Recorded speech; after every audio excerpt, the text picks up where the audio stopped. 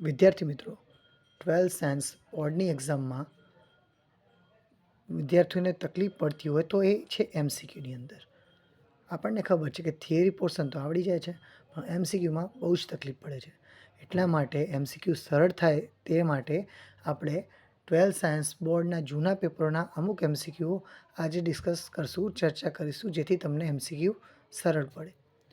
એમાંનો પહેલો 2021 March 2021નો MCQ છે: વાસ્તવિક સંખ્યાઓનો ગણ આર પર એસ એ બી જ્યાં એ લેઝર ઇક્વલ બી સ્ક્વેર વડે વ્યાખ્યાયિત સંબંધ છે. એસ છે તો એ સહવાચક સંબંધ છે, સંમિત સંબંધ છે, પરંપરિત છે કે સામ્ય સંબંધ નથી? આવો એક પ્રશ્ન છે. સહવાચક સંબંધ છે. સહવાચકનો મતલબ શું થયો કે પોતાની જોડે સંબંધ, અને એના માટેની એક શરત છે જે એસમાં તમને જોઈ શકો છો. શરત કઈ છે? એસ ઇઝ ઇક્વલ ટુ એ બી જ્યાં એ લેઝર ઇક્વલ બી સ્ક્વેર. મતલબ કે આ શરતમાં એ અને બી સભ્યો જો આરમાં હોય અને આ શરતનું પાલન કરે તો એ સહવાચક, સંમિત, પરંપરિત એ છે કે નહીં એ ચેક કરી શકીએ આપણે. સહવાચકનો મતલબ પોતાની જોડે સંબંધ છે. ચલો આપણે જોઈએ કે 1/2 અને 1/2 ડઝન્ટ બિલોંગ્સ ટુ આર. એવું કેમ લખ્યું?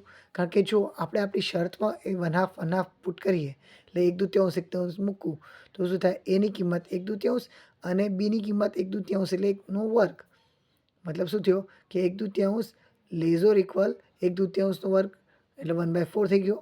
હવે 1/2 એટલે 0.5 અને 1/4 એટલે 0.25. તો દેખીતી રીતે છે કે આપણી શરતનું પાલન થતું નથી.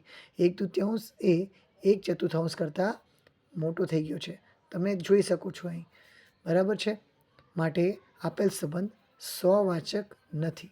હવે એવો પણ પ્રશ્ન થાય કે સર તમે 1/2 જ કેમ લીધું, 1/1 કેમ ના લીધું?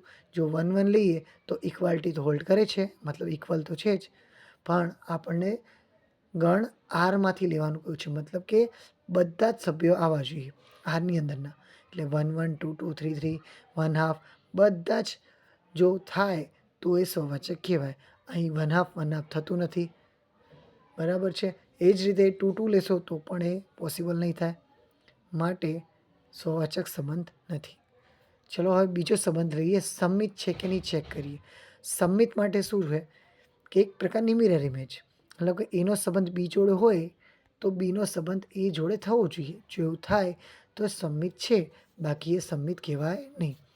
ચલો 1 2 લઈએ તો 1 2 એ તો આપણી શરતનું પાલન કરશે કે 1 ઇઝ લેઝર ઇક્વલ 2 સ્ક્વેર થઈ જશે. પરંતુ જો 2 1 લઈએ તો એ આપણી શરતનું પાલન કરી શકશે નહીં, કારણ કે 2 લેઝર ઇક્વલ 1 સ્ક્વેર પોસિબલ જ નથી. હંમેશા 2 1 કરતાં મોટો થાય, માટે સંમિત પણ થશે નહીં. એ જ રીતે ચલો આપણે ત્રીજું લઈએ કે 3 2 લઈએ તો 3 2 લઈશું તો શું મળશે? 3 લેઝર ઇક્વલ 2 સ્ક્વેર મતલબ 4, તો એ પોસિબલ છે? હા છે.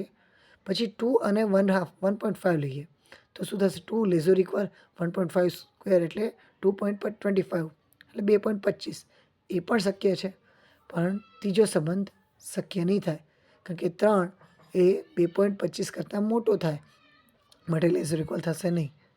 પરંપરિત મતલબ શું કે પહેલાંનો સંબંધ બીજા જોડે, બીજાનો સંબંધ ત્રીજા જોડે હોય તો પહેલાંનો સંબંધ ત્રીજા જોડે થવો જોઈએ. જો એવું થાય તો પરંપરિત છે, નહીં તો નથી. અહીં દેખીતી રીતે પરંપરિત સંબંધ પણ નથી, માટે આપેલ સંબંધ સહવાચક, સંમિત કે પરંપરિત નથી. મતલબ કે સામ્ય સંબંધ નથી. સામ્ય સંબંધ માટે 3 શરત હોવી જોઈએ. જો એમાંની એક પણ શરત ના હોય તો એ સામ્ય સંબંધ કહેવાય નહીં. માટે આપણો ઓપ્શન ડી એ સાચો જવાબ થશે.